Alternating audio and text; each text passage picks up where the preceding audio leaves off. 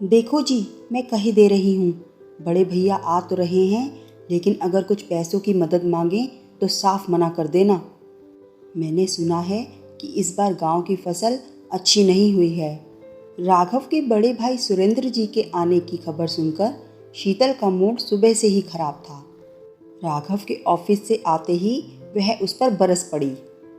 शीतल के इस तरह बोलने पर राघव को गुस्सा तो बहुत आया, लेकिन वह शांति से बोला, बिना कारण जाने तुम ऐसे कैसे कह सकती हो कि बड़े भैया यहाँ पैसों की मदद के लिए आ रहे हैं।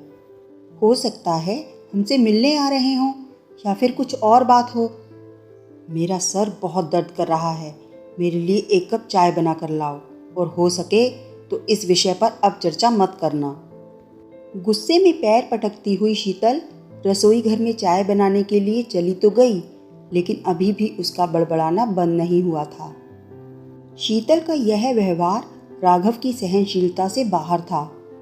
जब भी राघव के परिवार से कोई आता, शीतल का यही व्यवहार होता, और जब शीतल के परिवार से कोई आता तो पलक पांवड़े बिछा देती उनकी राहों में।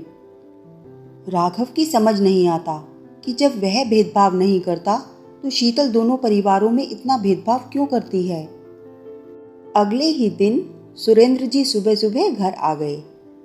गांव से घर का बना हुआ ऑर्गेनिक गुड़, शुद्ध देसी घी और राघव की भाभी के हाथ के बने मेथी के लड्डू लेकर। प्रफुल्लित होकर यह सब उन्होंने शीतल को दिया, लेकिन खुशी व्यक्त करने के बजाय शीतल ने बिना कोई प्रतिक्रिया के चुपचाप सामान रख लिया। राघव बार बार यह जताने की कोशिश कर रहा था कि बड़े भैया आप यह सब ले आए तो हमें मिल गया, वरना बड़े बड़े शहरों में कमर तोड़ महंगाई में यह सब कहाँ नसीब है। सुरेंद्र जी राघव से कुछ मदद ना मांग लें, इसीलिए शीतल ने उनके चाय नाश्ता करने के बाद ही घर के ऐसे हालातों का दुखड़ा रोना शुरू कर दिया जिनसे राघव का दूर दूर तक वास्ता नहीं था। शीतल के इस तरह के व्यवहार से राघव बहुत दुखी हो गया और मन ही मन सोच रहा था कि आखिर आज वह जो कुछ भी है अपने बड़े भाई की वजह से ही तो है। याद है उसे आज भी वह दिन जब छोटी उम्र में ही पिता का साया उनके सर से उठ गया था। माँ जानकी देवी अपने दोनों बच्चों को सीने से लगाए उनके भविष्य की चिंता में हर पल खोई रहती। तब बड़े भैया ने माँ को दिलासा दिया था कि राघव को वह कभी पिता की कमी महसूस नहीं होने देंगे। अपनी पढ़ाई लिखाई छोड़कर खेती बाड़ी संभालकर राघव को उन्होंने उच्च शिक्षा दिलवाई। उसे याद है आज भी वह दिन जब पड़ोस के बबलू की साइकिल को देखकर वह घर पर खूब मचला था, मुझे भी बबलू के जैसी साइकिल लेनी है। तब बड़े भैया ने अपना एक बैल बेचकर उसके लिए नई साइकिल खरीदी थी, और फिर राघव साइकिल पर अपने दोस्तों के साथ बैठकर खूब मस्ती करता। राघव की भावनाओं को शीतल कभी नहीं समझ सकती थी। शीतल के इस तरह बात करने से सुरेंद्र जी चिंतित हो गए। उन्होंने आश्वासन देते हुए राघव से कहा, तेरा बड़ा भाई आज भी जिंदा है, तुझे परेशान होने की कोई ज़रूरत नहीं। बताओ तुम्हें कितने पैसों की ज़रूरत है? घर पर काम चल रहा है। तुम्हारी भाभी की इच्छा थी कि जब तुम लोग छुट्टियों में कुछ दिन के लिए गांव आते हो तो शीतल को बहुत परेशानी होती है, इसीलिए रसोई घर आधुनिक तरीके से बनाया जाए। बाथरूम में भी गीज़र लगवाना था, क्योंकि अब ठंड में पानी गर्म करने की बहुत समस्या होती है। तुम्हें इन चीज़ों का ज़्यादा अनुभव है, बस इसीलिए मैं तुम्हारे पास आया था कि आधुनिक रसोई घर में लगाए जाने वाले सामान तुम्हारी सहायता से खरीद लूं।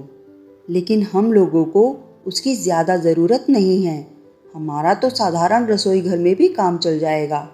इस बार खेत में 2-3 पेड़ भी सूख गए हैं, उन्हीं की लकड़ियों से गर्म पानी करके यह ठंडी का मौसम हम गुजार लेंगे। अभी फ़िलहाल यह पैसे तुम रखो, अभी तुम्हें इन पैसों की ज़्यादा ज़रूरत है। इतना कहकर अपने साथ में लाए हुए पूरे 3 लाख रुपए सुरेंद्र जी ने राघव के हाथ पर रख दिए। आज फिर सुरेंद्र जी राघव की ज़रूरतों के आगे अपनी ज़रूरतों को पीछे छोड़ चुके थे। अब तक शीतल बड़े भैया की महानता के किस्से राघव के मुंह से सुनती आई थी, लेकिन आज प्रत्यक्ष उसने देख भी लिया कि बड़े भैया की जिंदगी में राघव से बढ़कर कुछ नहीं है। राघव का सुख दुख उनके लिए बहुत महत्व रखता है। अपनी ही सोच पर शर्मिंदा होते हुए शीतल बड़े भैया से नजरें नहीं मिला पा रही थी।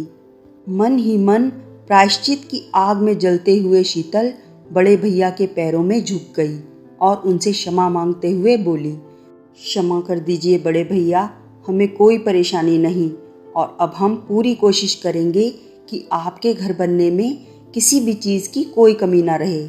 राघव अच्छे से अच्छा सामान आपके लिए खरीदेंगे।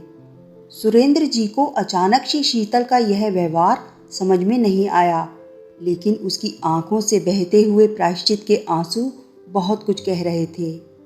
उन्होंने चुपचाप अपना हाथ शीतल के सिर पर रखकर कहा, सदा खुश रहो बेटी, कभी भी किसी बात की कोई चिंता मत करना। अब इजाज़त चाहूँगा, बहुत समय से तुम लोग गांव नहीं आए, हो सके तो समय निकालकर घर ज़रूर आना। अब शीतल के दिल में बड़े भैया के लिए इज्जत का दायरा बहुत बढ़ चुका था। जी भैया, हम सभी ज़रूर आएंगे, कहते हुए शीतल एक बार फिर से बड़े भैया के चरण स्पर्श करने के लिए झुक गई थी।